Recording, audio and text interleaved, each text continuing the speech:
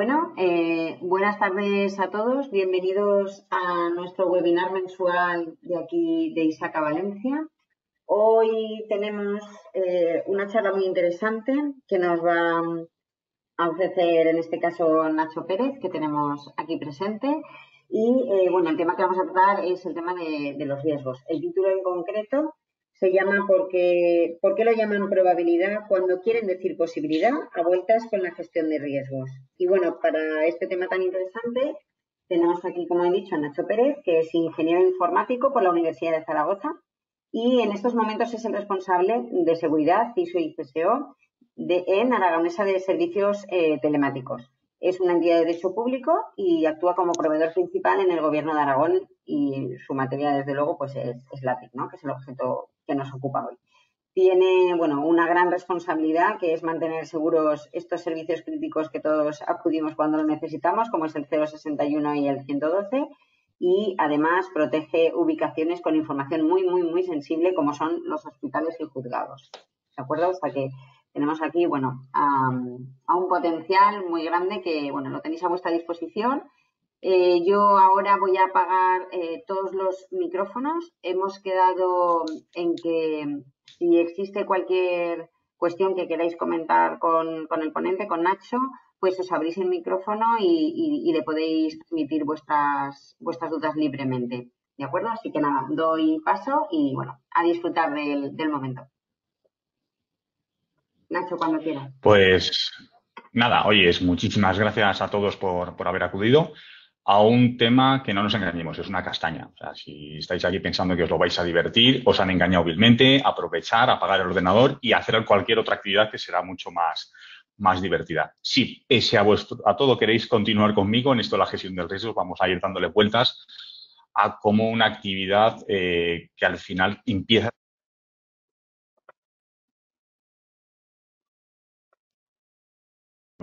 ¿Me oís bien? Sí, vale, habéis escuchado ahí un momentillo. Y cuando os queréis dar cuenta, forma parte no solamente del trabajo, sino de algunos elementos y actitudes de vuestra vida, ¿no? De vuestro día a día. Lo primero, pediros disculpas, porque una presentación de este estilo lo normal es que venga una presentación formal, un PowerPoint ya prehecho y además muy motivacional. Y yo lo iba a hacer ayer. ¿Y cuál es el problema? Hay una frase que yo alguna vez utilizo con mi equipo, que es llora como forense lo que no has sabido defender como analista de riesgos. Y es lo que me pasó ayer. Ayer estuve haciendo un análisis forense sobre un entorno que podía haber estado o no comprometido y, amigo, eso sabes cuando empiezas, pero no cuando acabas. Entonces, no me dio tiempo a hacer la presentación formal, ¿no? Y esto significa que mi yo de ayer se estaba maldiciendo a mi yo de hace meses de un hueco que ya había detectado, ¿no? Y que estaba diciendo, esto hay que darle un poco de caña. Y de hecho, de eso va esta charla, de cómo es muy bueno y es importantísimo, de alguna manera, anticiparnos a los problemas futuros que podemos tener y, claro, ponderando los recursos, porque al final el límite que tenemos siempre es que nuestros recursos van a ser siempre muy, muy, muy limitados. Como han dicho en la presentación, no quiero darlos una charla maestra en la que esté yo siempre hablando, con lo cual, cuando alguno quiere intervenir, aunque no sea el momento final, oye, desconecta el micro, hace la pregunta. No sé si hay un sistema de levantar la mano y si no, pues simplemente con que levante el micro y con una conversación me interrumpa. Y mis interrupciones pueden ser preguntas, pero pueden ser también propuestas. Yo no tengo por qué saber más que vosotros. Y de tal manera que las deducciones o pensamientos que yo tengo es posible que vosotros lo hayáis enfocado de una manera diferente que puede estar también muy bien y que me puede enriquecer a mí. Así que sentiros libre de participar, ¿vale? Pensemos esto como un foro en el que esta vez me tenéis que escuchar a mí un poquito más, pero que no tiene por qué ser la parte principal o final. Así que gestión del riesgo. Voy a ir mostrando un documento a nivel de borrador, ya que no tengo una presentación formal, que está catalogado como de uso público, ¿vale? Así que no os asustéis cuando digáis, documentación interna, lo ha puesto en Internet. No pasa nada. Clasificado como uso público desde el principio, de hecho está en fase de borrador porque le estábamos dando una vuelta y creo que nos servirá a todos un poco pues para fijar los conceptos y a lo que hagamos, ¿no? Entonces, voy a ver si esto de aquí se puede compartir y ventana de aplicación. Vale. Este documento le voy a usar mucho de referencia.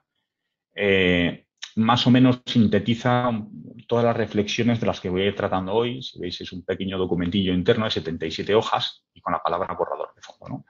Esta imagen que estaréis viendo ahora, tolerancia a los incidentes. Esto el copyright era del CCN, ¿vale? Hay que decir siempre las fuentes y de dónde vienen. Al final, ¿por qué hacemos gestión de riesgos? ¿Qué es lo que nos lleva a plantearnos la necesidad de hacer un análisis de riesgos? La necesidad real es que no tenemos recursos para afrontar todo aquello que nos puede ocurrir. Es decir, en una situación ideal, uno se pone a generar y preparar un montón de situaciones de contingencia, ¿no? Pues yo quiero tener miles de personas preparando, analizándolos, quiero tener miles de pruebas, quiero tener tecnología y a la hora de la verdad lo que tienes son 4 pelagatos que tienen que hacer un montón de tareas y que tú llegas con tus riesgos y dices, he encontrado este hueco. Y te dicen, ya, pero es que mira, estas son mis tareas de hoy. Me parece muy bien que hayas visto, ¿no? O este es mi presupuesto de este año, a ver cómo lo cuadramos, o este es... Y al final te da una situación en que tienes que escoger. Tienes que escoger en qué gastar tus energías, tus recursos y en cómo tratarlo. Y la gestión del riesgo tiene una situación muy concreta, que es que el riesgo, y esto es muy importante que lo tengáis claro, no lo asume la capa de TI, no lo asumen los técnicos. El riesgo lo tiene que asumir la alta dirección. Si la alta dirección no está implicada en la gestión de riesgos, apaga y vámonos. Si en vuestra compañía, entidad, entorno, la alta dirección no entiende que son los responsables de que todo funcione, yo os recomendaría que fuerais preparando vuestro currículum, que fuerais pensando en buscar otro lugar, porque eso es una bomba de relojería. Y claro, cuando a la alta dirección le transmites la gestión de riesgos, pues por un lado te dicen, cero riesgos, yo no quiero tener problemas. Claro, ¿cuál es el inconveniente de no tener problemas? Pues hay varios inconvenientes principales, ¿no? Uno es el que os he puesto aquí en el dibujito, ¿no? Que es que un entorno hiperprotegido no suele ser cómodo.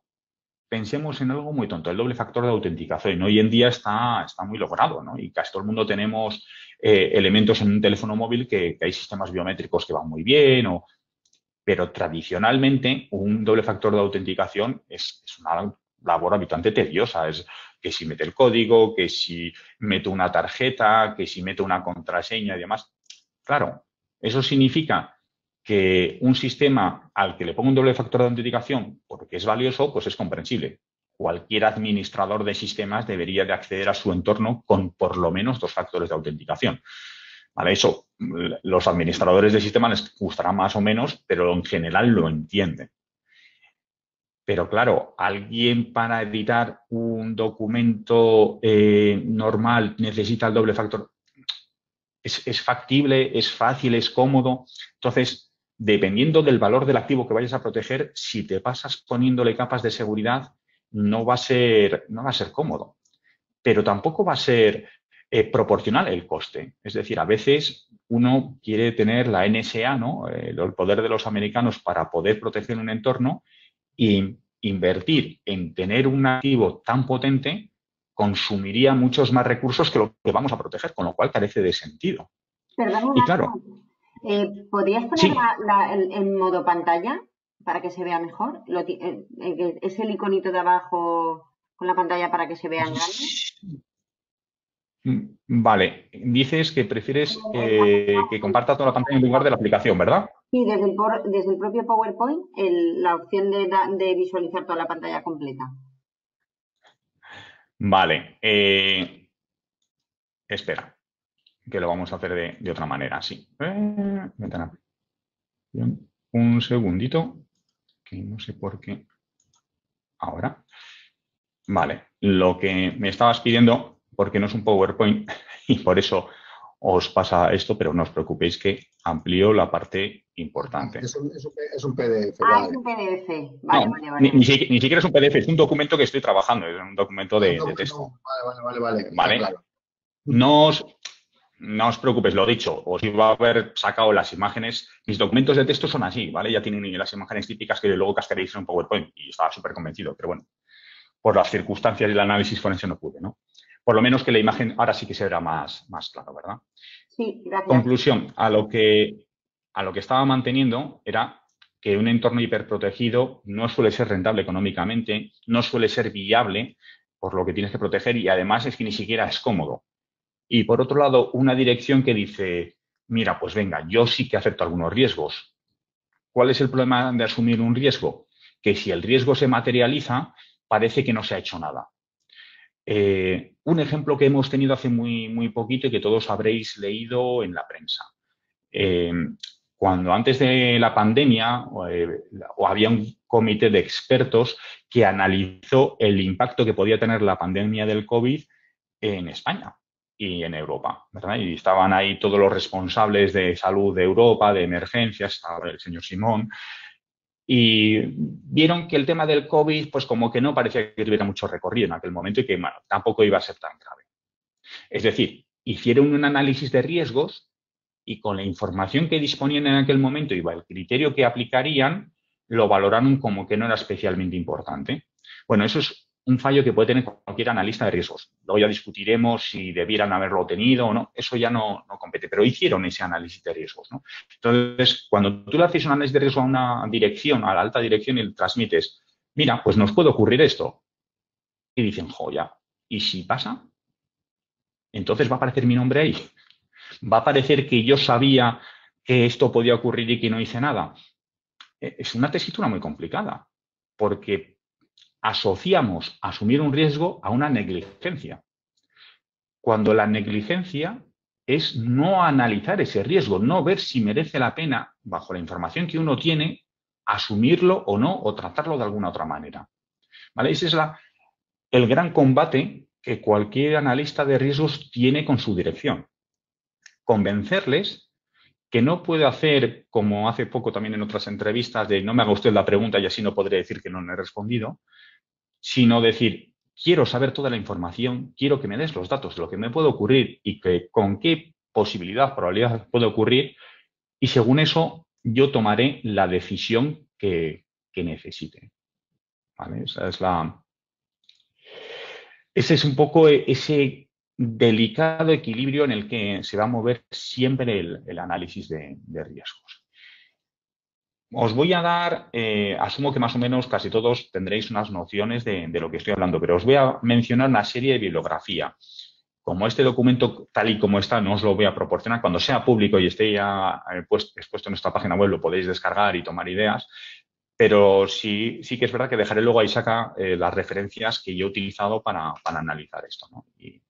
Y como siempre, en cualquier documento serio, las referencias tienen que tener su propio apartado. Un segundito que las localizo. Aquí.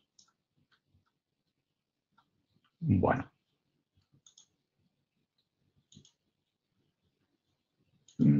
Joder, qué pesado es esto.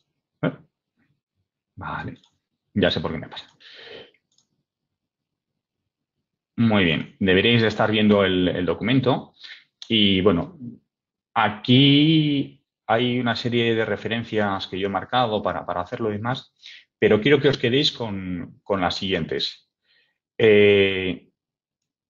Valoración de los sistemas del Centro Criptológico Nacional, la guía 803. Si no conocéis las guías STIC del Centro Criptológico Nacional, incluso aunque trabajéis en el sector privado, os las recomiendo. La verdad es que tienen una gran labor detrás, un buen análisis y ayuda bastante pues, a la hora de tomar ciertas ideas, ciertas referencias. Son una buena documentación. La de valoración de los sistemas, que no aplica al sector privado, solamente al público, también son ideas que son extraspolables al sector privado. Os voy a hacer luego un pequeño matiz en qué es el Esquema Nacional de Seguridad y qué es la ISO 27001, porque son dos mundos que en el mundo del análisis de seguridad deberíais de tener presentes, pero bueno, en general me imagino que muchos de vosotros lo conozcáis. Os voy a hacer mención a algo que la parte más técnica seguro que conoce y, sin embargo, la parte de gestión de riesgo es posible que no lo tengáis tan en cuenta. El CVSS, ¿verdad? Esta parte de aquí, si no lo sabéis, es una categorización del riesgo muy enfocado a las vulnerabilidades en las aplicaciones. Y esto luego lo voy a mencionar porque lo he retorcido, he aprovechado parte de esa idea para avanzar en otro sitio. Luego por aquí tenéis para leer y aburriros, pero también hay otro elemento que es interesante, que es la metodología Magerit. Si no lo conocéis, Magerit es una metodología de análisis de riesgos. Para así decirlo, que por un lado tendríamos la ISO 31000, que es la ISO que te marca cómo gestionar el riesgo y te da las bases, es muy extendida y seguramente sí que la conozcáis. Y en España hay una serie de documentos que son de público acceso, que es la guía Magerit. Magerit viene del acrónimo siguiente: Metodología de Análisis y Gestión de Riesgos de los Sistemas de Información. Son 3 libros publicados por el Ministerio de Hacienda y Administraciones Públicas, y viene un método muy sesudo de riesgos, de cómo gestionarlo, y de estas sacar una herramienta que para la administración pública es gratuita, para empresa privada es de pago, que se llama Pilar. Bueno, si alguna vez habéis tenido la fortuna o desgracia de trabajar con Pilar, veréis que no es una herramienta amigable, que no es algo que sea sencillo de abordar y que tiene una serie de límites. Me referiré un par de veces a esta metodología de Magerit. Nacho, perdona, no se ve lo que estás compartiendo. Uy, jolinas. No estamos viendo. Se ve la pantalla con las fotos, por si puedes ponerlo. Sí. Bien hecho el apunte. Estaba totalmente convencido de que lo veíais. No obstante, ¿lo veis ahora? Sí, ahora sí. Ya sé. Vale, nada, de todas maneras lo que veis es estas listas sí que las pasaré a Isaka, la bibliografía que haya mencionado aquí, con lo cual, y son en general de público acceso, ¿vale? Así que no os agobiéis por estar apuntando si merece la pena leerlo ahora o no. Simplemente, bueno, porque lo tengáis de referencia, ¿no? También, bueno, por supuesto, hablar de la metodología, la 715004 de gestión de riesgo. Y sobre todo, hombre, la que más vamos a hablar es la ISO 31000, ¿verdad? Igual que la ISO 7000. Y bueno, pues un poco por tener esta referencia. No quiero, dejo ya de compartir, no quiero que nos centremos en la palabrería. Hablando un poco igual de gestión de riesgos, vamos a ir a la base, en cómo se hace la gestión de riesgos y de qué va. Y luego ya divagaré por qué es esto de posibilidad y probabilidad, ¿verdad? La gestión de riesgos, conceptos básicos. Bueno, supongo que todos sois conocedores. Vale, lo único malo que estoy viendo de no tener la presentación es que me obliga a ser mucho más dinámico a la hora de buscar el material. Pero bueno, esto... Vale. Bueno, si sois conocedores, me imagino que conoceréis las dimensiones de la seguridad. Yo os voy a hablar un poco... mira, este se ve muy bien en qué es un riesgo, ¿verdad? Vamos a decir, bueno, estás hablando de gestión de riesgo. ¿Y qué es un riesgo? Pues venga, vamos a trasladarlo. Y para compartir...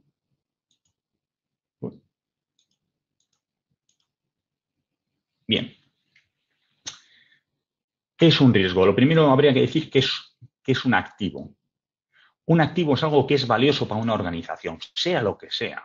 Un activo puede ser un servidor, pues sí, todo el mundo lo vemos como muy claro, ¿no? Pues el servidor de ficheros, el servidor de RP. ¡Oh, Dios mío, como se me muera el SAP o el Navision!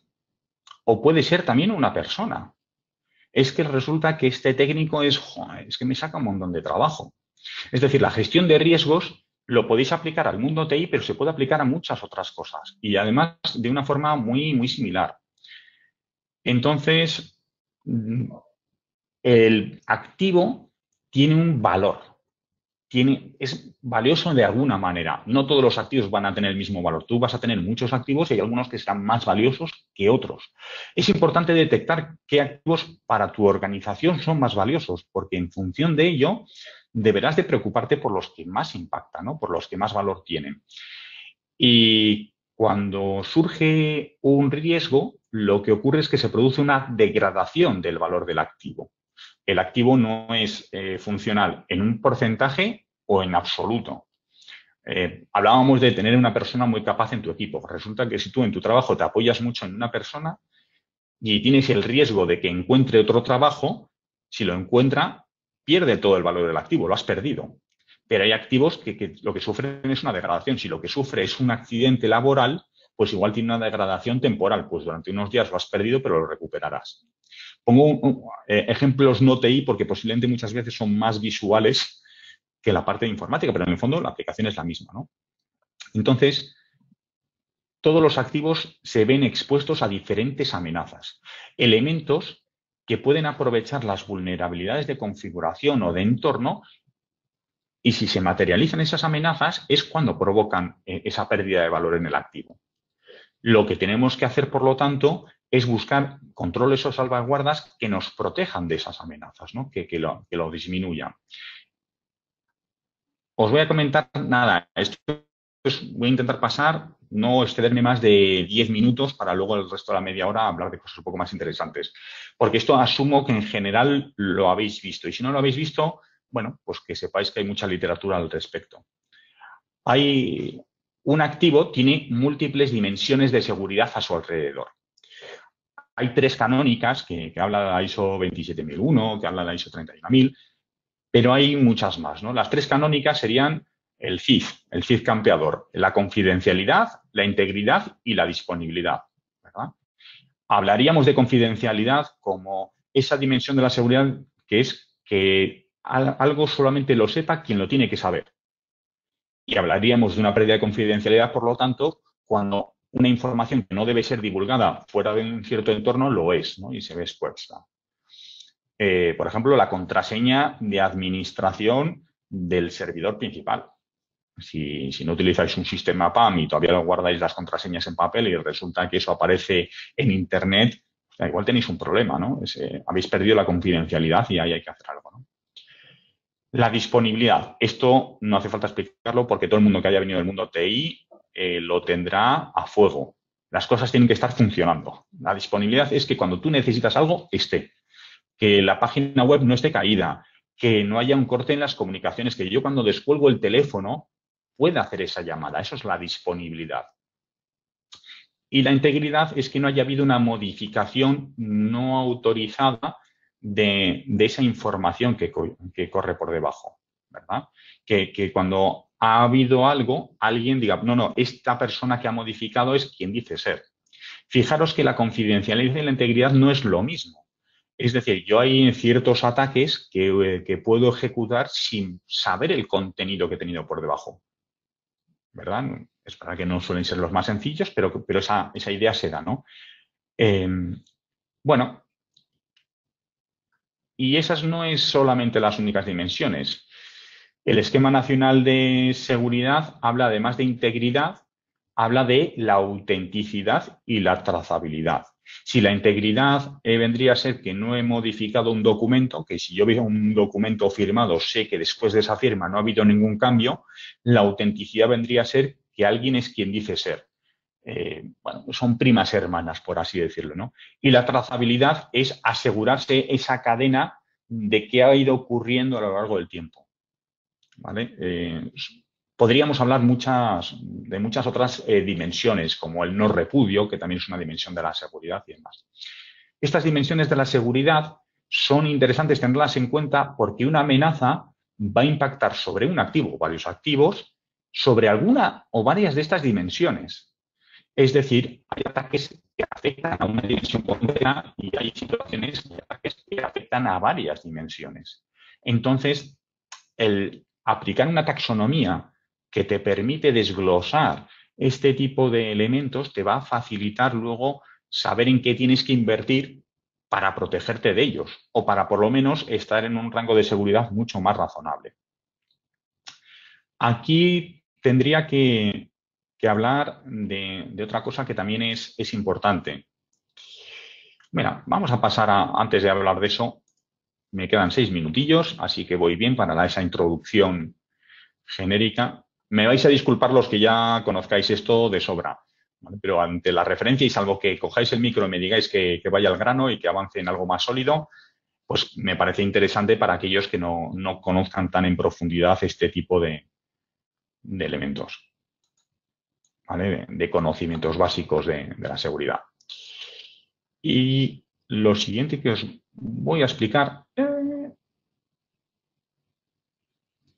es el tratamiento del riesgo, que también es algo más que conocido, incluso por aquellos que venís de la gestión de proyectos, porque vais a ver muchas cosas referentes. Oye, tratamiento del riesgo, ¿dónde lo tengo yo? Uy, lo que me voy a hacer es no quitarme el panel de navegación, salvo que os moleste mucho, porque si no voy a ir muy lento. Vale, perfecto.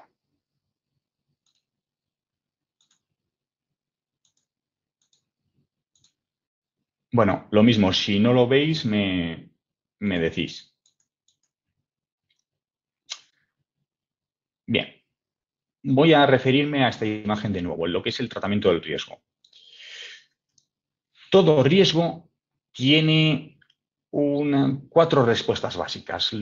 Hay elementos como PRINCE que te lo desglosan en más medidas, pero generalmente, si tuviéramos que hacer un resumen profundo, diríamos que tiene 4 respuestas al riesgo. Tú puedes eliminar el riesgo, que significa que no te pones a hacer esa acción que te pone en peligro. Vamos a poner un ejemplo que es muy visual. Vamos a tener que cruzar la carretera y hay un riesgo, que es que me atropelle un coche. ¿Cómo elimino el riesgo? No cruzando la carretera. Si no cruzo la carretera, no me atropella el coche. Ya está. ¿Cuál es el problema de eliminar el riesgo? Que en muchas circunstancias no es aplicable. Es decir, tu actividad te obliga a asumir ese riesgo. No es que tengo que ir a comprar el pan y justo la panadería está al otro lado de la carretera. Me veo obligado a correr ese riesgo, ¿no? Entonces, la siguiente fase sería mitigar el riesgo. Puedes mitigar 2 cosas. O la probabilidad, posibilidad, ya veréis por qué juego con este, o el impacto, ¿vale? Cuando hablamos de mitigar la probabilidad, lo que hacemos son acciones que disminuyen esa posibilidad de que te ocurra. Por ejemplo, si yo voy a cruzar la carretera y cruzo por un paso de peatones, he disminuido el riesgo, pero es que si además cruzo con un paso de peatones que tiene semáforo, pues todavía es menos probable que un coche se lo salte. No sé si vais viendo por dónde va. Y mitigar el impacto. Vamos a poner otro ejemplo porque mitigar un cruce de peatones el impacto es complicado, pero en el coche estoy convencido que ya todo el mundo os ponéis el cinturón de seguridad. Ponerte el cinturón de seguridad no va a evitar que tengas un accidente. Evitar que tengas un accidente lo tendrá que las ruedas estén en buenas condiciones, que tengas ABS, que estés atento. Pero ponerte el cinturón no te evita el accidente, te mitiga el impacto. Si no llevas el cinturón de seguridad puesto, posiblemente te mates. Yo estoy hablando ahora con vosotros porque cuando era joven llevaba el cinturón de seguridad puesto. Si no, seguramente pues habría dejado un bonito cadáver, ¿no? Muere joven, como decían de antes. Eso es mitigar el impacto. Luego puedes compartir el riesgo. Y hay bibliografía que habla de transferir el riesgo. Ojo, yo prefiero la palabra compartir y cuando tengáis que transmitir a vuestra alta dirección os recomiendo que la utilicéis. Porque transferir el riesgo significa que yo ya no me preocupo, ¿verdad? Ya me he transferido el riesgo. Pero es que hay muy pocas circunstancias en las que uno transfiere completamente el riesgo. Sino que si ese riesgo se materializa, aunque haya ocurrido y tú lo hayas transferido, es muy probable que te impacte de alguna manera. Por ejemplo, estás viendo que algo está mal en tu organización y cualquier día va a haber una desgracia. Oyes, cualquier día nos va a entrar un ransomware, porque tenemos el puerto RDP, el de gestión abierto a Internet, que sí queremos cambiar el puerto, pero está abierto a Internet. Tú ya lo has dicho al responsable de TI o a tu director, que eso está abierto, pero resulta que si se materializa ese riesgo, igual tú no puedes trabajar o igual la empresa se va a pique porque después de un ransomware no es capaz de sobrevivir a ello. No has transferido el riesgo, lo has compartido. No te lo has quedado, está muy bien, pero lo has compartido, ¿verdad? Eso pasa mucho también cuando hay relaciones contractuales. Hay entornos que dicen, no, yo esto lo tengo bajo soporte. No te preocupes. Este dispositivo, si le pasa algo, tiene un seguro contratado. Muy bien, un soporte, un mantenimiento perfecto. ¿Estás seguro que ese mantenimiento se ejecutará en tiempo y forma? ¿Lo tienes bien controlado? Porque si no se cumple en tiempo y forma, tu organización es la que se ve afectada. Sí, la organización con la que tengas el contrato también se verá penalizada, porque compartís ese riesgo. ¿Esto es una mala estrategia? No, pero tiene sus limitaciones. Cuando yo voy en el coche, mi coche tiene un seguro. Eso significa que yo he compartido el riesgo en caso de accidente. Mi seguro se encarga de la parte económica y mi cuerpo se encarga de la parte física del accidente. Porque, claro, si yo tengo un accidente, mi seguro pagará el coche con el que yo me estrelle. Pero si me he quedado sin movilidad en las piernas, no va a haber seguro que me lo pague. No sé si se ve muy bien esa diferencia, ¿verdad? Entonces, la estrategia de compartir está muy bien para ciertos elementos, pero el riesgo residual que deja, que es otro concepto que vamos a tratar después, es enorme. Y luego está la palabra de asumir el riesgo. Hay un momento en que aplicar más medidas requiere más recursos de los que tú puedes aplicar o que compensa aplicar para esa situación. Lo que comentábamos antes, no te merece la pena gastar más dinero en proteger que el activo que el coste del activo. Pon un ejemplo sencillo. Yo puedo tener una oficina en algún sitio y resulta que esa oficina la tengo con un switch. Bien, pues está conectada, tengo mi router, mi switch, no sé qué. Y digo, uy, si esa oficina se quema el switch, me he quedado sin conexión. Venga, voy a poner 2 switches, ¿no? He mitigado la probabilidad que se rompan los 2 switches al mismo tiempo, ya es mala suerte, o ya estoy protegido. Vale, ahora en vez de una oficina delegada, tú imagínate que tienes miles de oficinas. Miles. Y dices, espera, ¿cuánto me cuesta poner miles de switches redundados? ¿Y cuántas veces ocurre que se me rompe un switch? ¿Y cuánto me cuesta a mí que esté X tiempo una oficina sin conexión? Ese es el equilibrio. Igual te sale más barato asumir el coste de un día así, unas horas, el tiempo de respuesta que tú tengas planificado, que tener duplicada tu infraestructura para evitar un fallo en uno de los componentes. Por lo tanto, hay un momento dado en que hay que hacer cuentas y decir que hay que asumir un riesgo. Es más, cuando tú tienes un riesgo y le aplicas un plan de tratamiento de riesgos, lo que vas a hacer es sobre estas 4 opciones pasarla un par de veces. Oyes, yo voy a hacer esta actuación, vale, con esta actuación has mitigado la probabilidad, pero es que además voy a hacer esta otra acción, vale, con esta otra acción has mitigado el impacto, vale, es que además voy a contratar un seguro, vale, pues estás compartiendo. Tú aplicas tantos tratamientos de riesgo como consideres adecuado, pero casi siempre va a ocurrir que queda un riesgo que ya no puedes eliminar. La seguridad 100% no existe. Es inevitable. Hay un momento dado en que tienes que cruzar la carretera y comprar el pan. Y a veces mirarás y esperarás con el semáforo y otras veces dirás, asumo el riesgo y lo que hago es mirar a ambos lados y cruzar la carretera. No sé si se entiende lo que quiero decir. Por lo tanto, tenéis que trasladar a la alta dirección que inevitablemente va a haber un momento en que tiene que asumir el riesgo. Y en ese momento en que tiene que asumir el riesgo, es muy, muy importante que hablemos del apetito del riesgo. Lo ideal no es que vayáis cada día con una servilleta en la mano y diciendo, pues se me ha ocurrido un riesgo nuevo.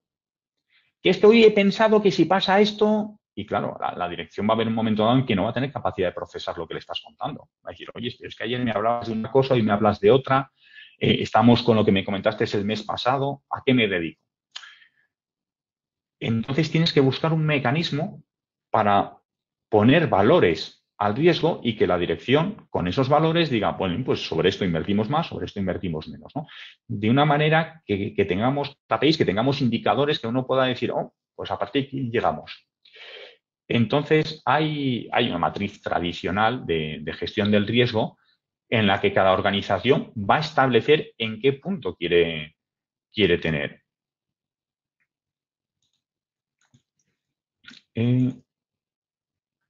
Vale, vamos a poneros aquí una matriz de estas de gestión del riesgo clásicas. Me imagino que muchos de vosotros la conozcáis. Uy, ya me estoy pasando de la hora de la introducción. 5 minutillos más, echarme paciencia. Vale. Mira, os voy a enseñar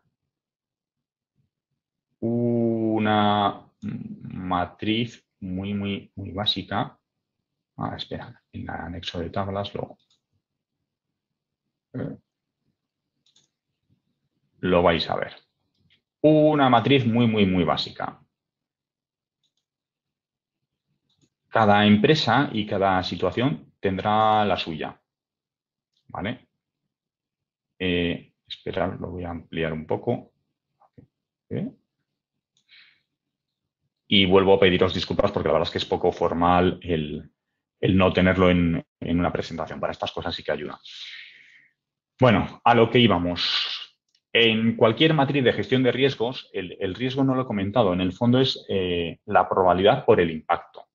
¿Vale? Esa es la definición más clásica del riesgo.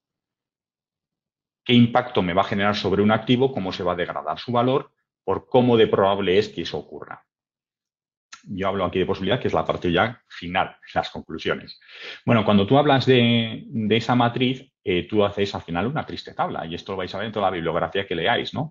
Vas a decir, pues hombre, si el impacto no es importante y es muy difícil que ocurra, pues ¿para qué voy a gastar energías en ello?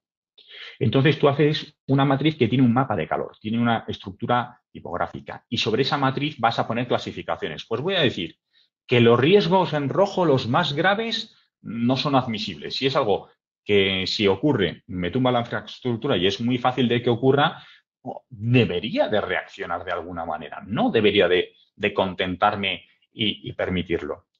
Y así vas pasando por esa matriz. Entonces, ese umbral en que un riesgo es automáticamente aceptado es el apetito del riesgo. Hay riesgos que una vez que tú los has detectado y los has clasificado, y ahora hablaremos cómo clasificar ese riesgo, no le dedicas más tiempo. Oye, he hecho mis cuentas, yo según mi criterio este riesgo tiene este nivel, pues lo registro y al cajón hasta que vuelvo a hacer el ejercicio de revisar los riesgos. Porque la seguridad es muy importante que tengamos claro que es un proceso. La seguridad no es un estado. Uno no está seguro o no está seguro. La seguridad está continuamente revisando. Y un riesgo que el año pasado te parecía poco importante, igual ha cambiado el contexto y, oyes, este año resulta que sí que es para tener en cuenta porque ha cambiado la circunstancia de alrededor. ¿Vale? Es muy importante que tenéis que tener en cuenta que los riesgos no son absolutos, son en función del contexto que tienes alrededor. Y eso hay que revisarlo.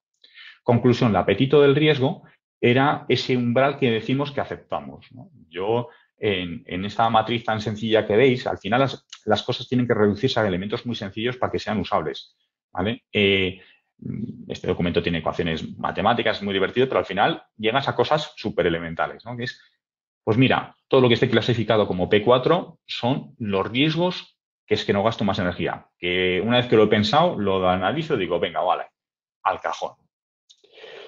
Hay unos riesgos que bajo ninguna circunstancia acepto, que son los P1 y los P2, eso los analizo. Y en mi caso, los P3 los estudio, están en el umbral. Vamos a ver hasta qué punto merece la pena dedicarle tiempo o no. Y hay una excepción. Esto la ISO 31000 no lo recoge, pero Magerit sí, y creo que es muy interesante tenerlo en cuenta. ¿Vale? Aquí el gran Tristán, el traductor de la ISO 27000 al castellano, me decía siempre que había que preocuparse de la picadura de una víbora y no de la picadura de un mosquito. La picadura de un mosquito tiene un impacto no relevante, aunque sea muy fácil de que ocurra. Y sin embargo, es muy poco probable que me pique una víbora, pero tengo que estar preparado por si eso me pasa, ¿no? ¿En qué se traduce eso? Aquellos riesgos que son de alto impacto, pero de baja probabilidad, mi recomendación es que tengáis un plan de actuación. Es decir, igual no os merece la pena gastar en tecnología o en personas para protegeros de ese riesgo, pero por lo menos que sepáis qué hacer. Que se me queme mi sede. Vale, pues yo ya tengo mis elementos de antiincendios, tengo las mangueras, tienes una serie de elementos, pero hay un momento dado en que también está muy bien tener sobre el papel qué hacer en caso de que se te queme tu sede. Porque el día que eso ocurra, tu actividad, como no la tengas preparada, se para. Y si se para tu actividad, es cuando se te hunde la empresa. Si tú ante un incendio de tu sede, pues igual se para la empresa, igual tienes posibilidades de sacar adelante. Desde luego, si no lo has pensado de antemano, mal, ¿vale? Es cuando tienes que hacerlo. Esa es la parte. En este caso ahí sí que merecería la pena compartir el riesgo contratando un seguro, ¿no? Lo que comentábamos. Puede ser cualquier cosa. Esto es importante tenerlo muy en claro. Y muchas veces son ejercicios de ciencia ficción. Una de las elementos que ocurren en la gestión del riesgo es que uno se convierte, yo decía, en un autor de novela negra. Te pasas el día pensando cómo vas a matar tu organización. Estás todo el día dándole vueltas a cómo destruir el mundo. En un día de tranquilidad piensas en el desastre y en un día de desastre piensas con tranquilidad. Esa es tu función, ¿verdad? Y dices, jo, como se me atraviese todo lo que sale en mi cabeza, estoy muerto. Tienes que hacer esa parte de análisis y reflejarlo. Y a veces esos análisis son un poco, pues bueno, pues etéreos. Yo me acuerdo, y hablo ya pues un caso personal, ¿no? Que en este puesto, mi último documento en que trataba el estado de alarma y excepción databa de septiembre del año pasado. Y no es que en septiembre del año pasado fuera a saber nada del COVID, ni mucho menos, sino porque dije, bueno, oye, si esto puede ocurrir. Pero era un ejercicio de ciencia ficción en aquel momento. Estaba redactando algo que no esperaba ver en activo en mi vida. Y unos meses después, de repente dijimos, oye, es pandemia, pues mira, cae dentro de... Tenerlo ya pensado te ayuda en la respuesta. Te reduce los tiempos, hace que la gente sepa cómo comportarse. Eso sí, luego tienes que ir revisando si lo que has ya redactado en su momento es viable, si hay que hacer algún cambio, si hay que tener esta retroalimentación, ¿vale? Bien, y ahora sí que ya vamos a ir hablando un poco de por qué probabilidad y no posibilidad. Mirad, hay un punto, si tú coges la ISO 31000 y coges coges cualquier ISO, te va a decir que la palabra probabilidad viene del inglés, pero no usa del inglés probability. Perdonad mi inglés, que es muy malo, ya me costó un puesto de trabajo, no os preocupéis, ya pagué por ello. No estamos hablando de que cuando pusieron en inglés probability sea la probabilidad matemática, ¿vale? Sino que se pensaba en un concepto mucho más amplio de la probabilidad. ¿Qué ocurre? Que al traducirse en castellano probabilidad, a la alta dirección muchas veces lo que espera es, dime, ¿cómo de probable es? ¿Qué ocurre al decir que algo es más o menos probable?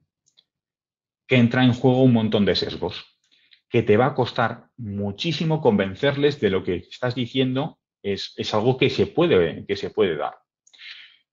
Porque cuando hablas de probabilidad, lo que ocurre es que la gente basa la probabilidad en lo que conoce, en lo que personalmente ha sufrido. El ser humano es realmente malo calculando probabilidades. Es más, no le gusta nada calcular probabilidades que le afecten negativamente. Hay un sesgo que es el de optimismo, que le tenemos casi todos, incluso los que pensemos que sois pesimistas. Casi todos vais a decir, espera, ¿que me puede ocurrir esto a mí? No, por favor. Entonces, cuando tú estás hablando de probabilidad, te van a decir, ya, pero esto no ha ocurrido nunca. Oye, es que puede entrar un día un ransomware y nos tumbe toda la infraestructura.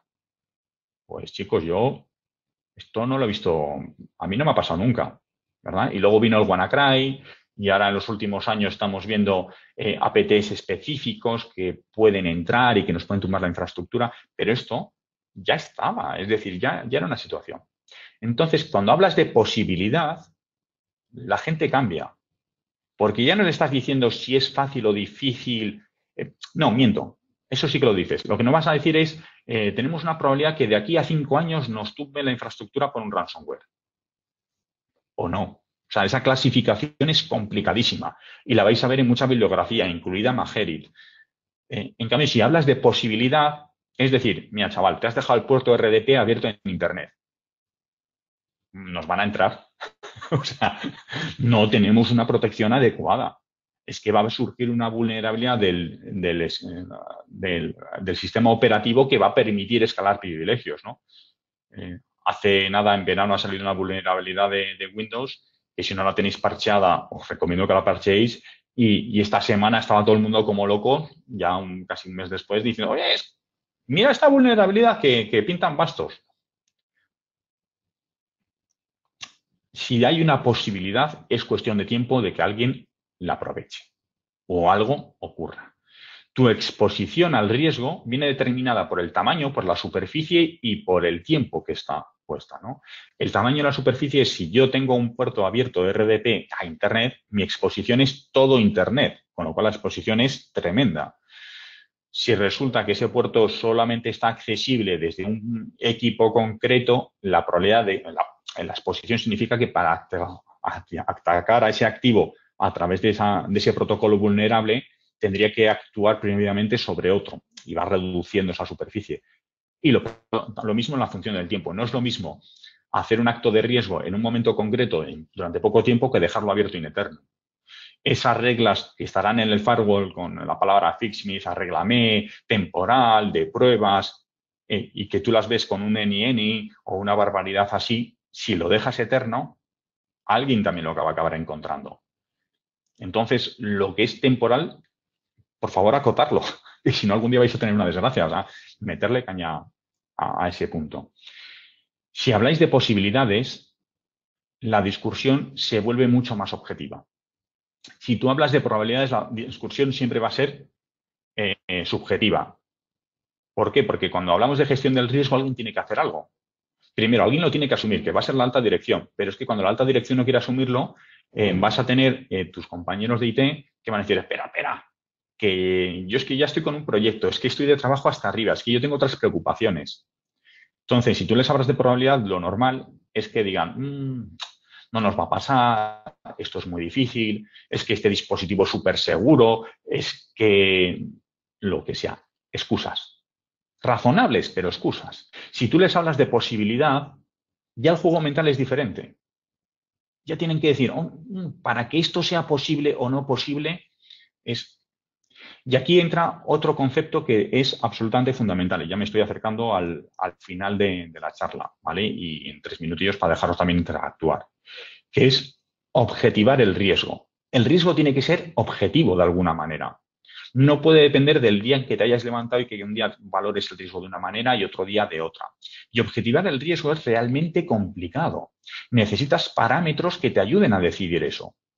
Y no hay una receta mágica y cada uno deberéis de adaptarlo. Entonces yo solamente os voy a hablar de objetivar el riesgo y ya un truco para la gestión de los riesgos que no se pierdan en el olvido, ¿vale? Para que no se los lleve el aire.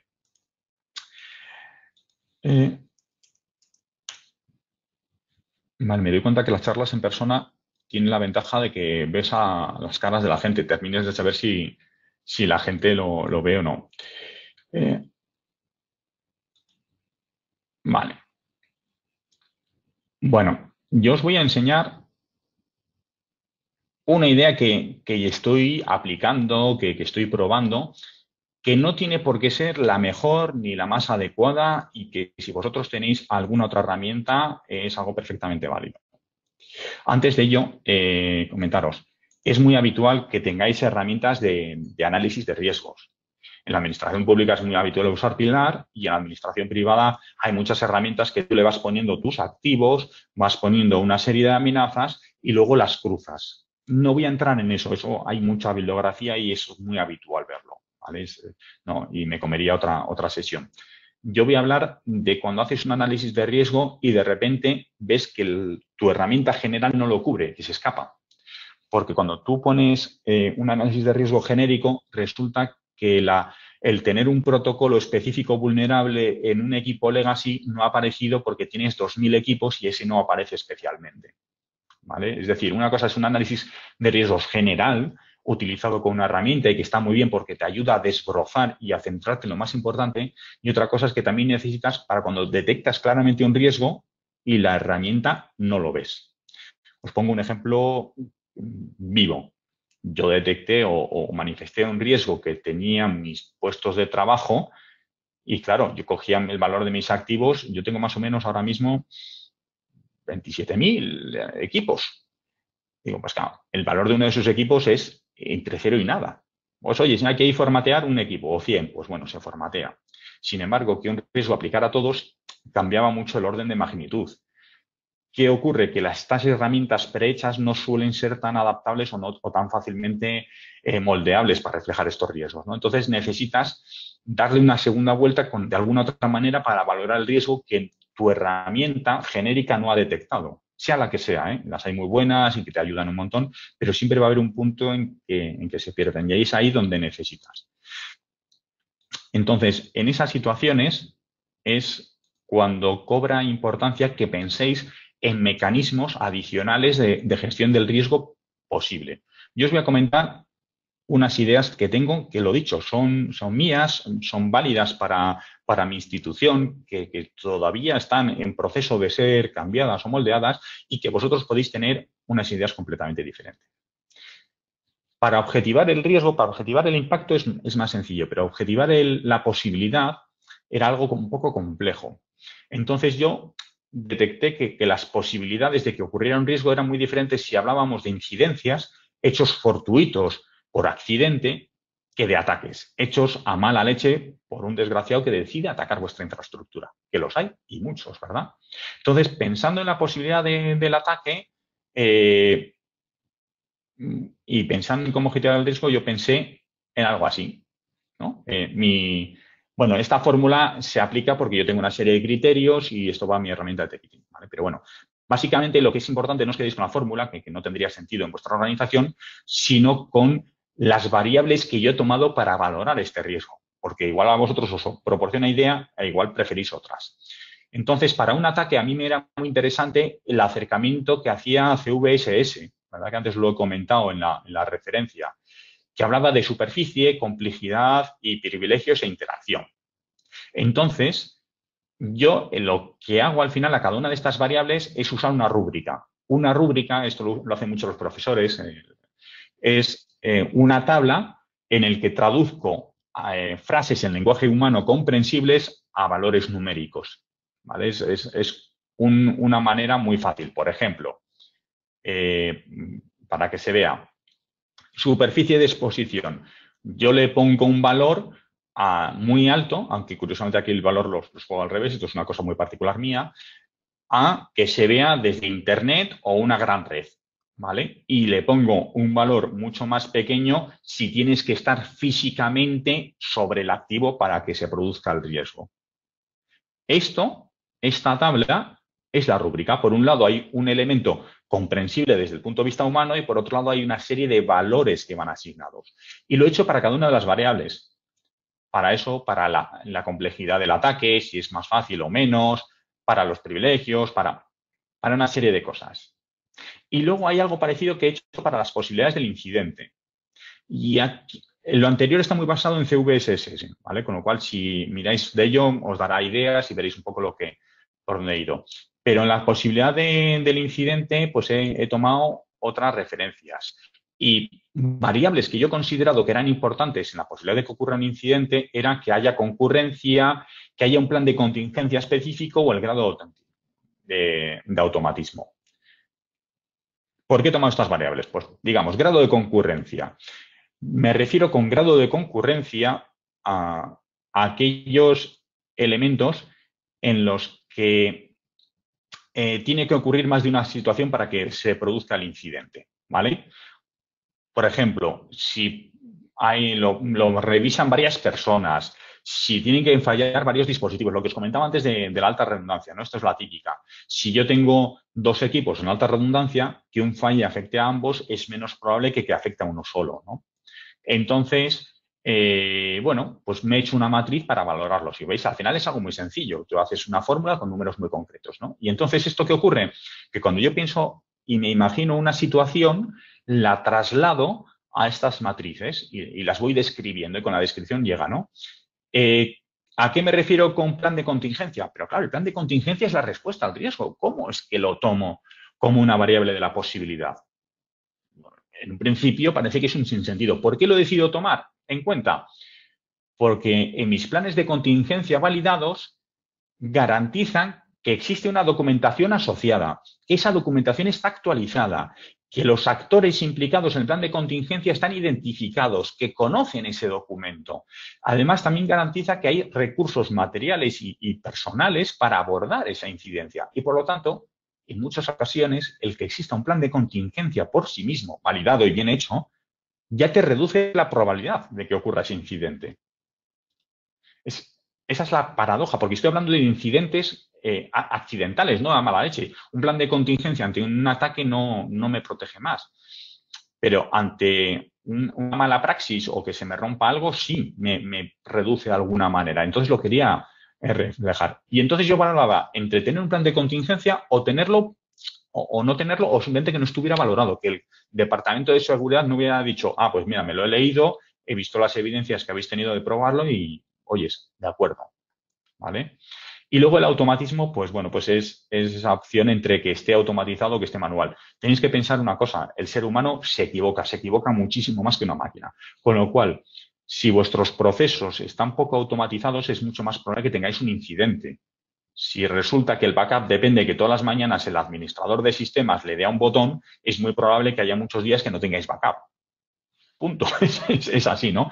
Automatizar reduce, pero no te lo garantiza. También tienes que revisarlo. Yo me acuerdo de hace muchos años, no diré el cliente, en que hacían el backup y todos los días mandaban un correo diciendo al backup, oye, es backup hecho. Y resulta que cuando tuvieron un incidente y tuvieron que sacar los datos del backup, el backup no estaba. Analizaron el código que hacía el backup y resulta que de fuera de todos los bucles siempre mandaba un comando que era enviar correo con backup hecho. Se hiciera o no se hiciera. Eso significaba en primera instancia que aunque se había automatizado, nunca se había probado, nunca se había puesto en práctica ese plan de contingencia, que es probar, es fundamental. Y ya como último, porque ya estoy a 4 minutos de acabar y os he dejado sin tiempo para preguntas, no sé si os habréis dormido, pobrecitos míos, es cómo transmitir la gestión del incidente, del riesgo. Los planes de tratamiento de riesgo no los podéis decir de palabra. No transmitáis nunca a alguien de palabra porque la palabra se la lleva el viento. Y el correo electrónico parecido. No, que es que el documento formal se queda. Mi recomendación, lo que yo veo que está teniendo más éxito. La mayor parte de vosotros viviréis en organizaciones que tienen sistemas de ticketing. Si no trabajáis en una organización que tiene un sistema de ticketing para regular el trabajo, significa que estáis en una pyme muy pequeñita o que falla algo a nivel grande. O que no estéis muy cerca del mundo TI. El mundo TI lleva el mundo del ticketing desde hace millones de años, ¿no? Igual que sea un Alfresco, perdona, otra RS, bueno, puede ser. Entonces, yo lo que os recomendaría es que modificarais el sistema de ticketing para aceptar como si fueran tickets los riesgos. En mi caso, además, diferencio el ticket de análisis de riesgo, que ese es mío y de equipo y no puede salir de mí, del plan de tratamiento del riesgo, de tal manera que me aseguro... además hay conversaciones aún. Mira, había una preguntilla, ¿vale? Termino esto y paso a la pregunta. Y ya me perdonaréis que me estoy ahí en el límite, ¿verdad?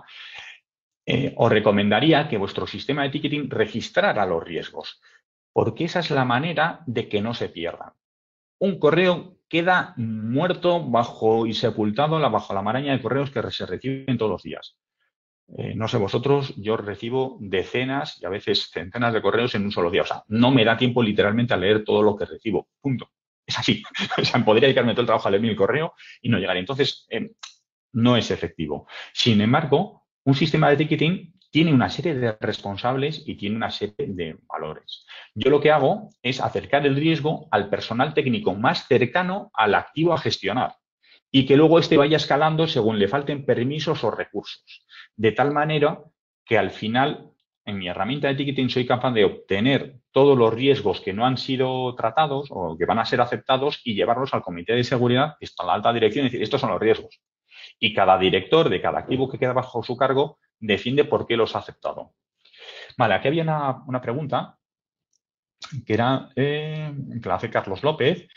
En una organización como la tuya, con múltiples servicios, ¿quién cuantifica la probabilidad de cada responsable del servicio o es de forma centralizada? Bien, una organización como la mía es muy interesante, pero es un infierno en la administración. Es como si fuéramos una multinacional, ¿verdad?, con múltiples empresas. La jerarquía no es lineal. Yo no puedo ir a justicia o al salud y decir, esto es así. Me van a decir, bueno, chaval, tú trabajas para mí. por así decirlo, ¿no? Es un equilibrio. Buscas esa manera. Entonces, ¿quién justifica los riesgos? Primero, cada entidad tiene sus propios riesgos. En el caso de AST es un poco como la caja TI del Gobierno de Aragón. Eso significa que nosotros llevamos los servidores, que llevamos las comunicaciones, pero la información que contienen nuestras cajas e incluso en muchas ocasiones las aplicaciones que corren bajo nuestros sistemas en muchas ocasiones no son nuestras. Por lo tanto, muchas veces lo que le hacemos es trasladar al dueño de esa aplicación o de esa información los riesgos que eso conlleva. Me parece muy bien que tu aplicación de los años 80 funcione, pero a día de hoy es muy vulnerable, ¿verdad? Y tu entorno legacy me condiciona. Yo luego tengo ahí un riesgo compartido. A veces no lo puedo eliminar. Si el departamento tal tiene una aplicación legacy que no se quiere quitar, yo no tengo a veces autoridad para quitarla. Entonces, lo que tengo que hacer son estrategias de mitigación para evitar que esa aplicación, el día que se rompa, que se romperá, me afecta al resto. Entonces, ¿quién hace los análisis de riesgos? Esto va a depender cada uno. En el Esquema Nacional de Seguridad, que aunque seáis empresa privada, os recomiendo leerlo, diferencia muy bien entre el responsable del sistema y el responsable de seguridad. Y lo diferencia muy bien porque no puede ser nunca la misma persona. Es decir, el CISO nunca debería de ser el CTO, el CIO de la organización. Debería ser una persona separada. Y cada vez que ves un currículum que mezclan ambas cosas, dices, esta empresa tiene un problema. Y lo digo con todos mis respetos. Tiene un problema porque hay un conflicto de intereses. Lo bueno de ser CISO es que vas por encima del bien y del mal diciendo, se me ha ocurrido una forma nueva de romper el sistema. Y el responsable del sistema es el que te maldice por la carga de trabajo que le va a suponer. Si tú tienes las dos gorras y tú dices, yo tengo que configurar los servidores, tengo que configurar la red, tengo que comprar o dirigir los proyectos, tengo que hacer lo que sea, y al mismo tiempo tengo que marcar los riesgos, te vas a hacer trampas al solitario. Lo quieras o no lo quieras, se llaman sesgos. Tu cabeza va a jugar en tu contra. Es que ahora no tengo tiempo, es que ahora no tengo el dinero, es que ahora me viene mal. Todavía no menciono este riesgo, ya lo haré más adelante. Esa actitud sí que es negligente. ¿Qué es una actitud que realmente adopta una postura? Tú registras el riesgo y marcas, ahora mismo no se puede tratar por falta de recursos a la hora de destinarlo, de tratarlo, de investigarlo. Y cuando alguien ponga el grito nacional, esto no puede ser, dirán, ya, pero es lo que es. ¿Vale? Entonces, en una organización como la mía, con múltiples servicios, la posibilidad en principio la marco yo y mi equipo.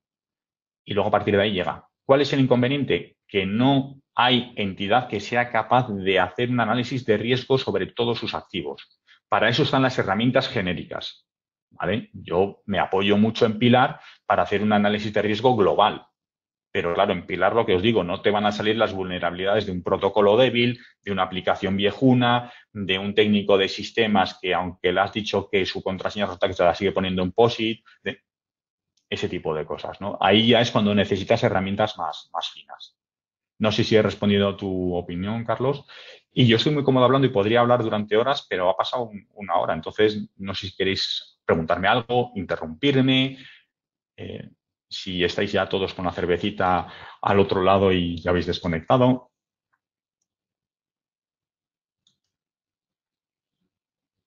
Venga, animaros. Perderla, que al final hemos sido muy pocos. Es que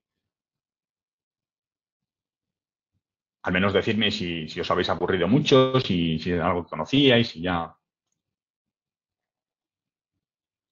Bueno, que alguien se anima, venga, que lo tenéis aquí dispuesto a contestar vuestras dudas. O a darme ideas, Folinas, que yo no tengo por qué saber mucho más, ¿eh?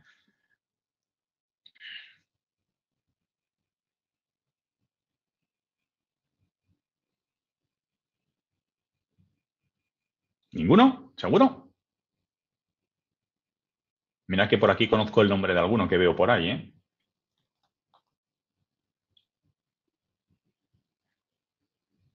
Bueno, veo que por lo menos un placer. Lo mismo, Laura, muchas gracias.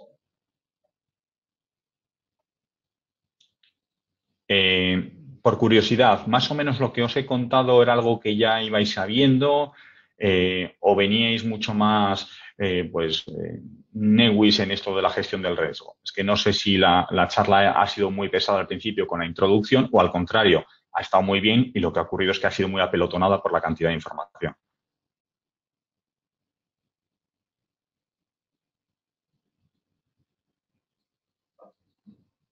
Ánimo, Yo alguien, tengo una hombre. pregunta.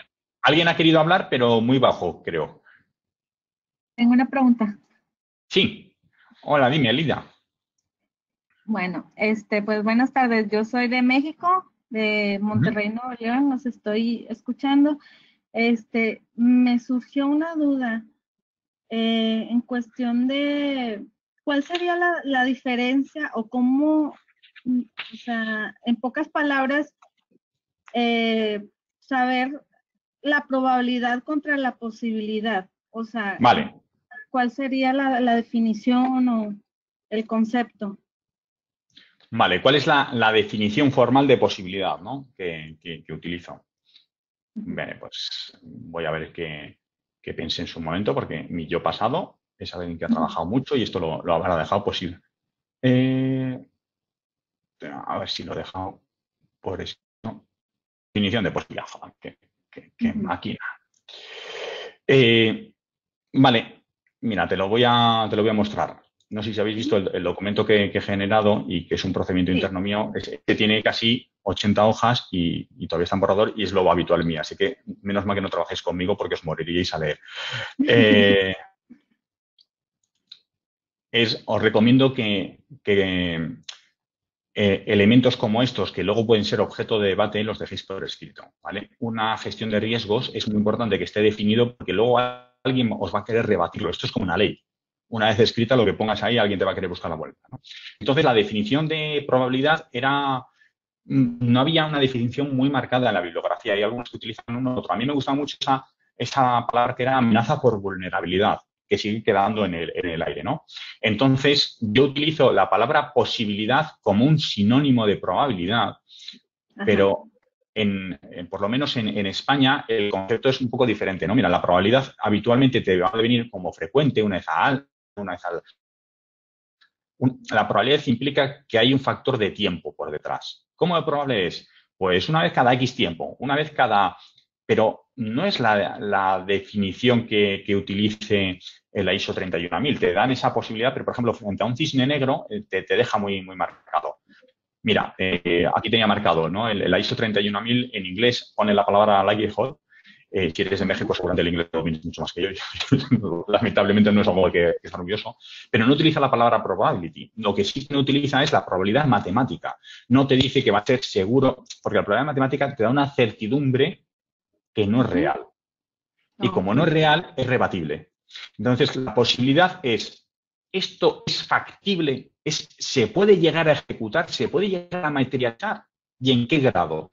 Entonces, tú le das un grado de cómo de fácil o difícil es. Fijaros que yo cuando he puesto mi matriz de mis rúbricas de posibilidad, no he puesto en ningún momento ni temas de tiempo, sino que he puesto pues cosas como es fácil, es un ataque muy complejo que se produzca, se puede hacer desde Internet o desde mi red enorme. Por ejemplo, mis redes internas las considero igual de inseguras que Internet. Oh, Dios mío, no, esto fuera de prensa, a ver si luego me vais a poner ahí. Yo manejo un entorno con 1.800 ubicaciones físicas diferentes. Eso significa que tengo unas redes absolutamente enormes. No puedo garantizar que en 1.800 ubicaciones físicas no haya alguien que se conecte donde no debe, ¿vale? O sea, venga, hay una aplicación, hay una oficina que no está tan securizada porque no hay coste, ¿vale? Eso significa que mis redes para ciertos entornos pueden llegar a ser inseguras, entonces tú vas clasificando. No es lo mismo proteger un juzgado o proteger la disponibilidad del 112, ¿no? De nuestros teléfonos de emergencia o las urgencias de un hospital, pues que una oficina de agricultura o de empleo rural.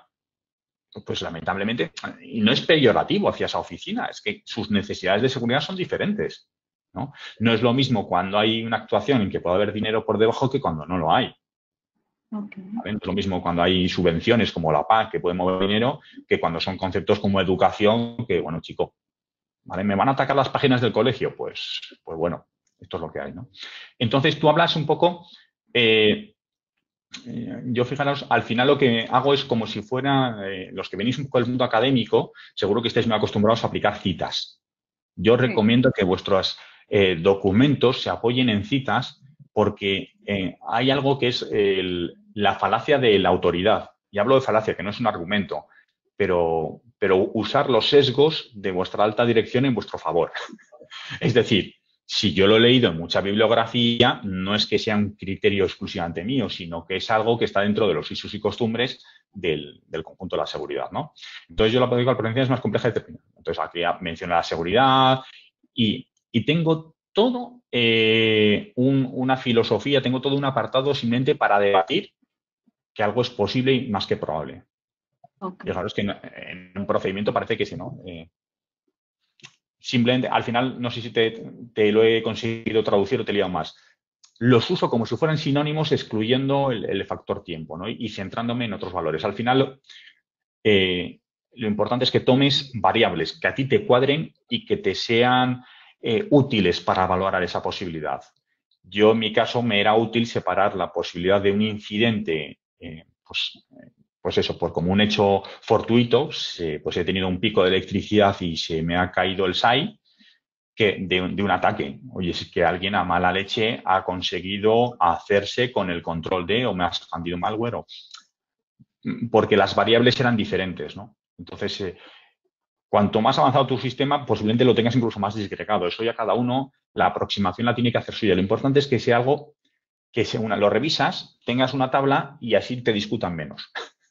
Y que incluso tú mismo, cuando lo vayas a aplicar, digas, jo, pues espera, que lo he clasificado. Porque a la hora de aplicarlo en una variable no te equivoques, va a haber un cierto grado de subjetivación, ¿no? Oye, ¿lo pongo con un valor o con otro? Es que me quedan entre las dos discreciones. Pero cuantas más variables tengas para determinar un valor concreto, menos se refleja en el cómputo global esa parte inconsciente. Okay. Muy bien, pues gracias Nacho por haber contestado. ¿Alguien tiene alguna pregunta más? O Elida, ¿te ha quedado claro el concepto o quieres hacer alguna otra cuestión adicional? Muchísimas gracias. Quedó muy claro. Fenomenal. Nada, a ti. ¿Por ahí alguien más? ¿Alguno más que se quiera animar? Si alguno tiene que marcharse, que se marche, que yo también llevo ya un cuarto de hora por encima de...